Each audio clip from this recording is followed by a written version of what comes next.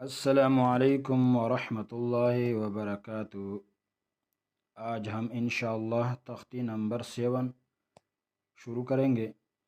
تختی نمبر 7 کڑی زبر، کڑی زیر اور الٹا پیش کا مشق کریں گے انشاءاللہ۔ اس میں پہلے ہدایات سنیے۔ ہدایات: کڑی زبر، کڑی زیر، الٹا پیش کو ایک الف کے مقدار کھینچ کر پڑھا جائے۔ کڑی زبر الف مد کی جگہ، کڑی زیر یا مد کی جگہ اور الٹا پیش واو مد کی جگہ ہے۔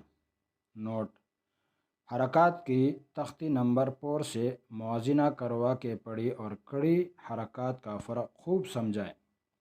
تنبیہ: نون اور میم کے بعد آنے والے حروف مد کی آواز ناک میں جانے سے بچائیں، مثلاً نا، نی، نو، ما، می، مو۔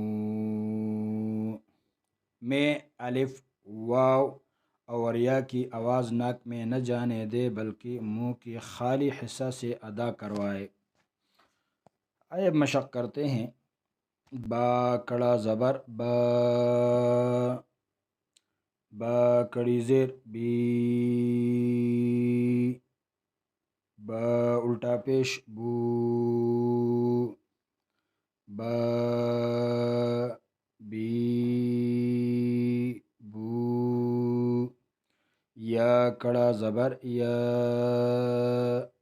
یا کڑی زیر یی، یا الٹا پیش یو،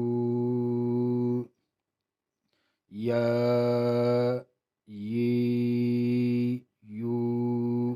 را کڑا زبر را، را کڑی زیر ری، را الٹا پیش رو، را، ری،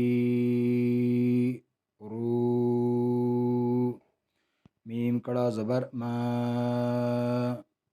میم کڑی زیر می، میم الٹا پیش مو، ما، می، مو۔